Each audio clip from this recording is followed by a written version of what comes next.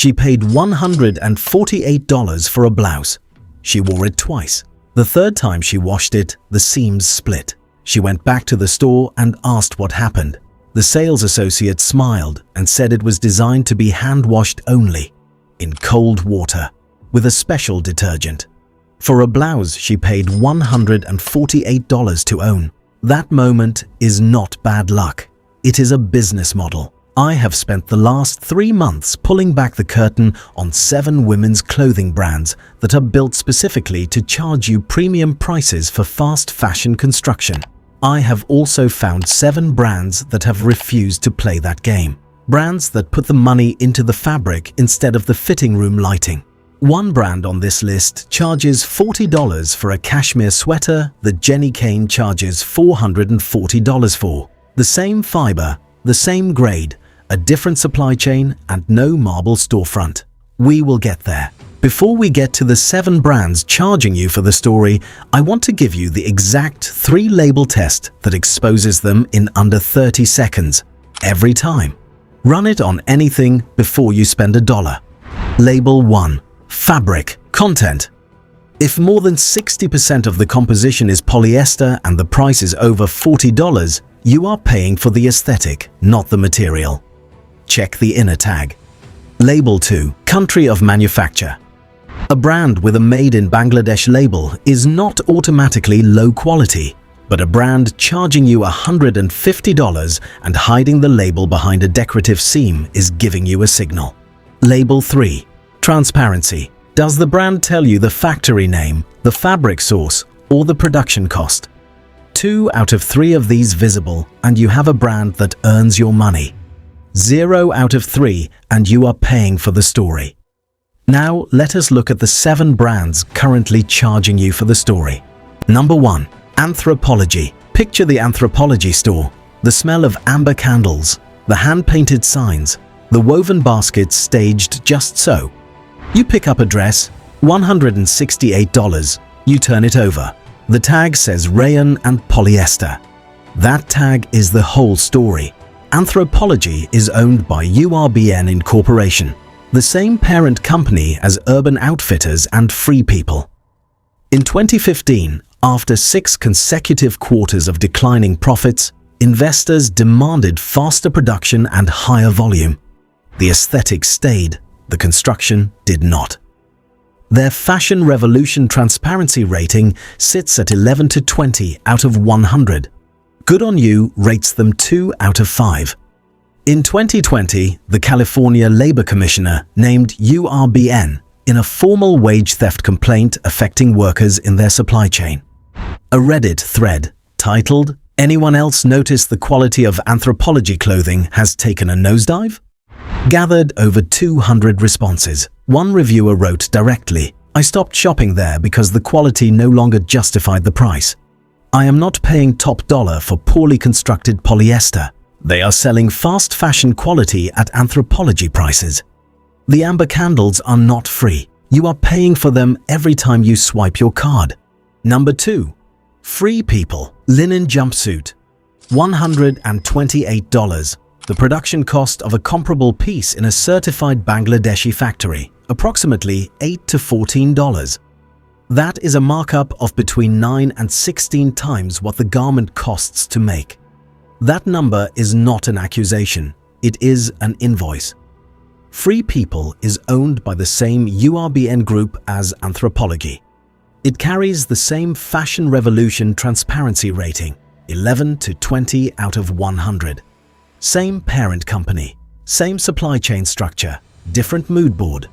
Fast fashion brands typically mark up products between 4 and 10 times the production cost, per JF Apparel manufacturing data. Free People consistently occupies the upper end of that range while presenting itself as an independent artisan brand. It is neither independent nor artisan. It is a marketing positioning strategy owned by a publicly traded conglomerate. Multiple consumer forums note the brand almost always ends up on clearance racks at department stores. One reviewer wrote directly, "I remember Free People being sold through Urban Outfitters for years, and then suddenly it shows up on Shopbop and Revolve at 3 times the price. When did that marketing switcheroo happen? Divide the price by the production cost. That ratio is what you are actually buying. For free people, that ratio is the idea of freedom, not the fabric. Number 3. Lululemon. I am going to be honest about this one because Lululemon is genuinely complicated. Some of it is worth the price, some of it is not. And the brand is currently hoping you cannot tell the difference. Yoga pants at $118. Sweatshirts and jackets between $150 and $300. For years, those prices were defensible. The fabric was technical. The construction held. Since 2022, that has changed. Customer complaints about declining quality have accumulated steadily, pilling within months, fabrics thinning faster than previous ranges, seam failures on items under a year old. One reviewer put it plainly, Lululemon used to be worth every penny. Now it just feels like I am paying luxury prices for fast fashion quality. Here is the honest verdict. The original aligned fabric and core performance pieces still outperform competitors. That is real and worth saying. The problem is the expanded product lines, the loungewear, the lifestyle pieces, the items where the brand extended the name without extending the quality standards. The Align leggings may still be worth it. The $180 lounge sweater that pills in 60 days is not. The difference is whether the fabric is doing technical work or whether the logo is. Number 4. Zara. You might expect Zara on the hero list. It is accessible, it moves fast, and it does not pretend to be luxury. At least it is honest, right? Not quite. Fast fashion brands mark up products between 4 and 10 times the production cost. Zara's average dress retailed at $48 in 2022. Shein's equivalent sat at under $16 for similar production origins. That gap is not quality. That gap is brand positioning. Zara introduces a new collection approximately every 2 weeks. The garment you buy today is designed with a 6 to 12 month lifespan built in. Not by accident, by design. That lifespan is the business model. Planned obsolescence is not a conspiracy theory. It is a production schedule. Zara is not the worst villain on this list. It is the most subtle one. The price feels reasonable until you run the numbers. A $48 dress worn 4 times before pilling costs $12 per wear. A $100 dress worn 50 times costs $2 per wear. The maths only work if you do them. Number 5. BCBG Max Azria. You need an outfit for an occasion, a wedding, a work event, a dinner that matters. BCBG is in the department store. The dresses look structured, they look intentional. The price tags read $150 to $280. You assume that price means something is happening inside the seam. It is not. BCBG filed for bankruptcy in February 2017. Marquee brands acquired it later that year. The brand continued operating with the same aesthetic, but with cost structures driven by a licensing model, not original design investment. The look was preserved, the construction budget was not. Consumer reviews consistently flag BCBG dresses as polyester heavy, with interior construction that does not match the exterior appearance. The brand carries no published transparency score on Good on You. It scores 0 on the Fashion Transparency Index. Here is the specific betrayal. The structured bodice that looks architectural from the outside is often boned with plastic rather than steel.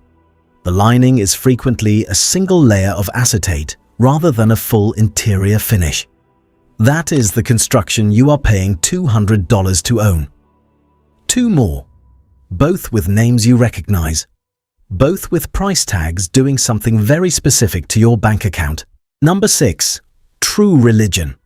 A pair of True Religion jeans, $120 to $200. The signature horseshoe logo on the back pocket is the primary product being sold, not the denim. The denim is a vehicle for the horseshoe. True Religion filed for Chapter 11. Bankruptcy twice, first in 2017, again in 2020. It was acquired and relaunched with a direct-to-consumer focus. The heritage of premium denim manufacturing was not part of what was sold. The brand's original selling point was legitimate: heavyweight Japanese denim, thick saddle stitching, construction that justified the price in the mid-2000s. That sourcing structure has been replaced by one that prioritizes margin recovery over material quality. Here is the specific number. Denim quality is measured in ounce weight per square yard. Premium Japanese selvage denim runs 14 to 16 ounces. True Religion's current production weight denim has been documented at 12 ounces or below in community fabric testing. The horseshoe stitch that once meant something is now a branding exercise. The stitching is still visible. The denim behind it is not the same. Number 7. Urban Outfitters. Why does a $65 Urban Outfitters tie-dye sweatshirt feel like a $30 sweatshirt by the fourth wash?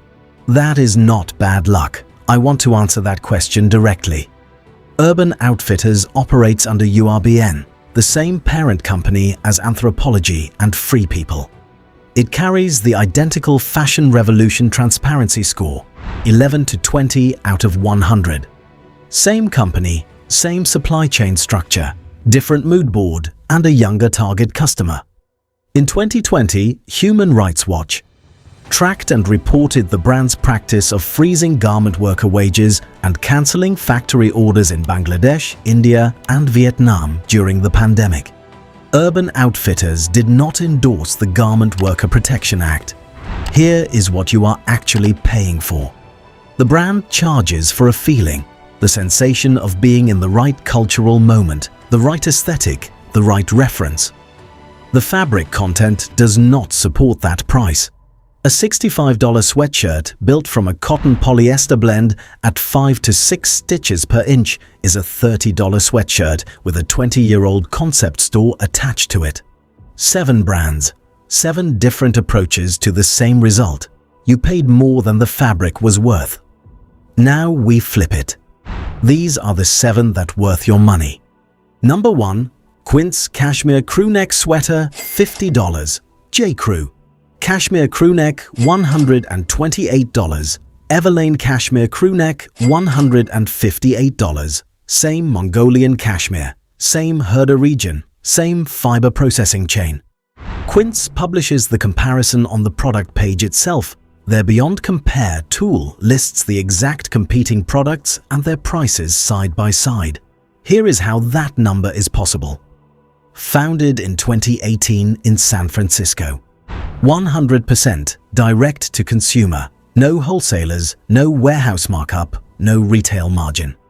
Revenue reached $300 million in 2023. The brand aimed to double that in 2024. CEO Sid Gupta told WWD directly, "We had to put 20% more cashmere fiber into the garment. A lot of companies would be like, it is going to hurt the bottom line. But for us, we were just focused on delivering the best product." The cashmere is grade A Mongolian. It pills less. It warms more. The only thing missing is the branded tissue paper, and you are not paying for that either. The Jenny Kane Cashmere Cocoon Cardigan retails at $440. The Quince equivalent sits at $50 to $60. Multiple editors who reviewed both noted the construction was effectively identical. Number 2. Aritzia, 1984. Vancouver, Canada. One founder, one store, one idea. Make clothes that feel expensive without the price tag that excludes most people from the room. 40 years later, Aritzia has over 100 stores across North America and a cult following built entirely on the quality of the fabric and the cut, not the celebrity campaign. Here is what makes the construction different. Aritzia develops its own exclusive sub-brands, Babaton, Wilfred, TNA, each with its own dedicated design team and aesthetic. The quality control sits inside the company, not in a third-party licensed arrangement. That distinction matters more than most shoppers realize.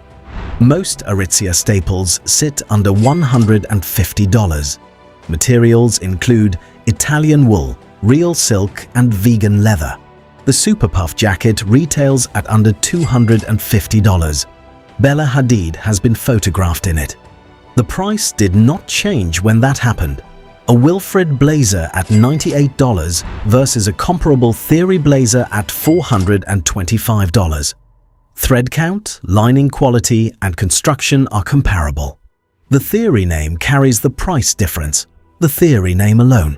One honest caveat. Some longer-term customers note fabric quality has shifted on certain trend pieces. The core basics still hold. Buy Aritzia for its staples, not its seasonal experiments. Number 3. Uniqlo. Walk into a Uniqlo. The clothes are folded in stacks. No theatrical lighting, no ambient scent machine, no hand-painted signs. What you see is the product, and the product is the point. Uniqlo is owned by Fast Retailing, the 8th largest fashion retailer in the world. Their basic research institute in Ariake, Tokyo, develops fabric entirely in-house, heat tech insulation, aerism moisture management, three-dimensional knitwear that sits in a different category from anything a fast fashion brand can source off a supplier shelf. The heat tech fabric line was co-developed with Toray Industries, the same textile science company that produces fabrics for aerospace and high-performance athletic use. That is not a marketing name. That is a technical specification. The specific comparison. A Uniqlo Supima cotton t-shirt, $14.90. The Brooks Brothers Supima cotton equivalent, $69.50.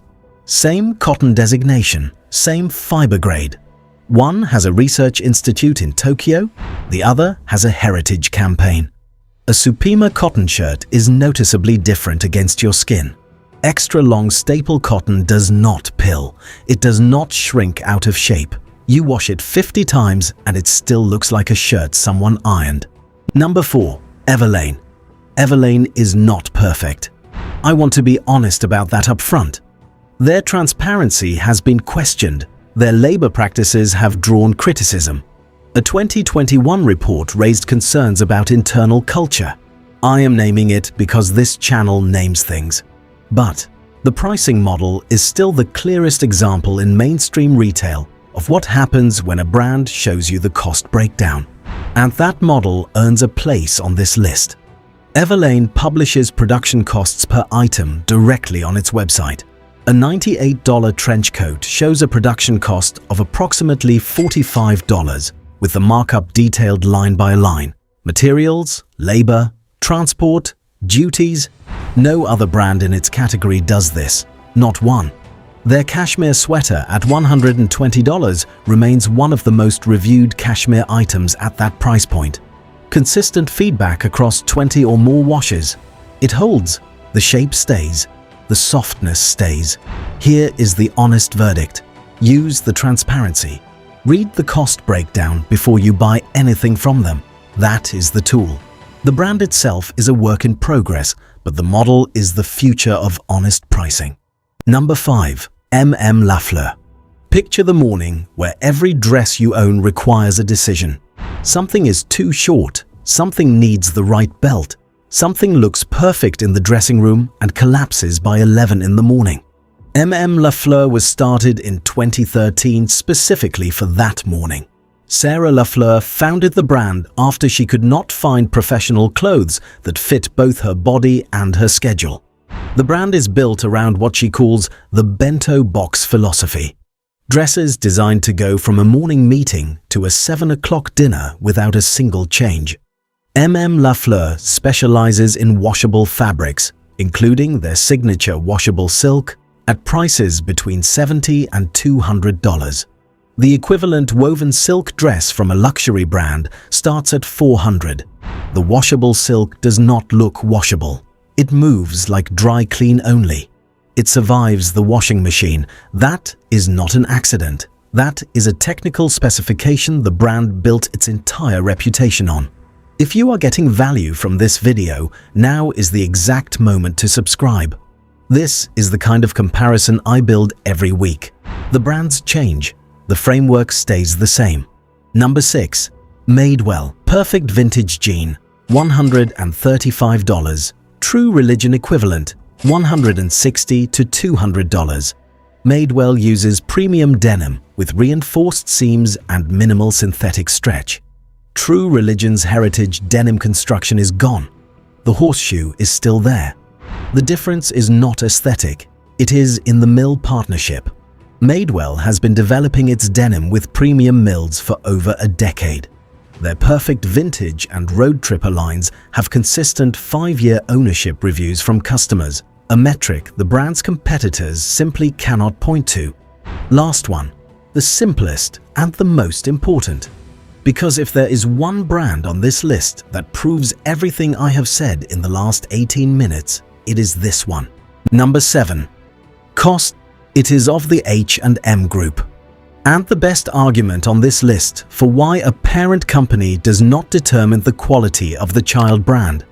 COS designs to a minimalist brief, clean silhouettes, architectural cuts, natural fibers where possible.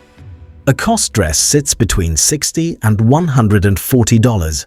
The equivalent from a prestige minimalist brand, Totema, The Row, Loro Piana, starts at $300 and goes to several thousand. The cut is not identical, but the wearability, the construction, and the longevity are comparable. COS is not trying to impress anyone. Neither is the person who buys it. They are the same kind of shopper this video was made for. 14 brands, 1 pattern. Every overcharging brand made the same choice, the storefront over the seam. You can now spot that decision in the fabric label, the country of manufacture, and the price. Run the 3-label test on your next purchase. 2 out of 3, the brand earns your money. 0 out of 3, you are funding a campaign. One question, which hero brand surprised you most? Tell me in the comments.